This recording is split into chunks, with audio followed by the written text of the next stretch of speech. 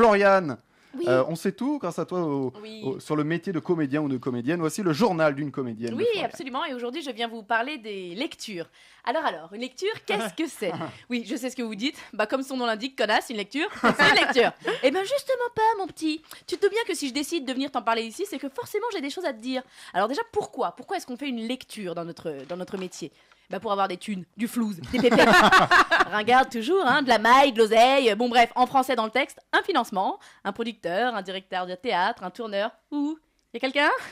Quelqu'un qui voudrait nous aider à monter ce projet, qui nous tient à cœur ? Milliardaire peut-être, je sais pas. Enfin bref, vous l'aurez compris, on fait des lectures pour trouver des moyens financiers, des investisseurs.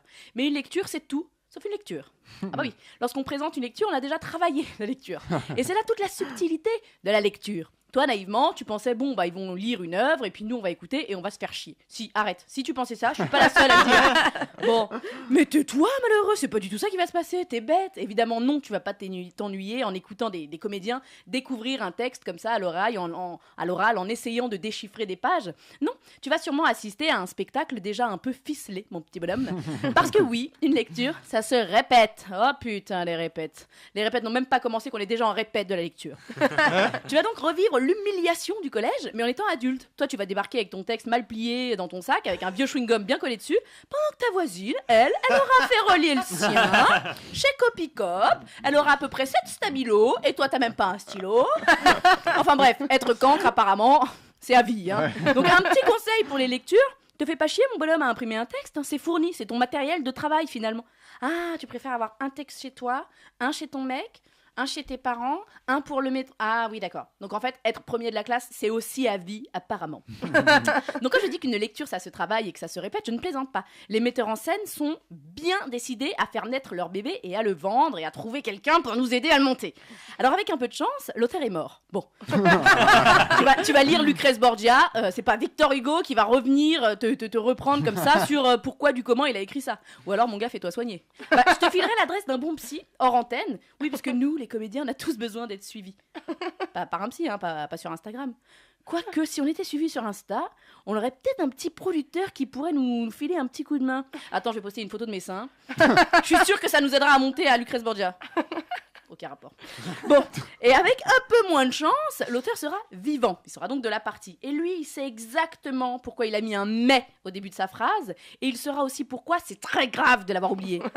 Et avec pas de chance du tout, l'auteur sera le ou la metteur en scène.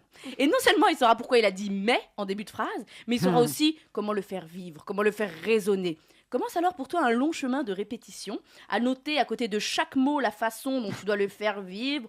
Oui, ton texte sera vite un espèce de brouillon horrible que tu devras lire en public en pensant à « Alors attends, ce mot-là, je dois le dire comme ça, là, elle m'avait dit de me lever. Merde, parce que là, c'est écrit quoi en dessous de mon crayon à papier? Ah, et d'accord, c'est mon annotation, mais qu'est-ce qu'il raconte? Help me, putain, moi je voulais juste jouer la comédie et me marrer sur scène et je me retrouve à surarticuler assis sur une chaise. » Eh oui. Quand je disais plus haut que les metteurs en scène sont bien décidés à trouver des financements, je vous assure que la détermination, parfois, ça peut faire peur. Il est écrit « Elle s'étouffe avec des chips, tombe de sa chaise pendant qu'il se pend. » Bon, bah, on va le faire. Toi, tu vas t'étouffer avec des chips, tu les mettras dans ta bouche avec la main droite, tu auras ton texte main gauche, tu tomberas de ta chaise, et puis toi, là-bas, je t'ai ramené une corde, on va essayer un truc. Oui, enfin bon, ça reste du théâtre, il va pas vraiment devoir se pendre. Bah si, ce serait super, je veux dire, là, les prods, on en trouverait direct, faut frapper fort, faut donner envie, faut du visuel, tu vois. Un métier dangereux, les amis. Mais c'est surtout que les lectures, en fait, c'est plus du tout des lectures. Tu les auras tellement répétées, tu les auras tellement travaillées que tu finiras par connaître ton texte par cœur. Donc tu ne seras plus en lecture. Et surtout, t'investis pas trop, mon petit bonhomme, parce que tu pourrais très bien être utile pour la lecture uniquement. Et vu ta mort en haut d'une corde un peu plus tard, tu pourrais très vite être remplacé pour leur représentation. Parce que bordel, c'est comme ça que ça se passe dans ce métier que je vous raconte ici chaque lundi. Mais quoi qu'il arrive, c'est toujours le plus beau métier du monde.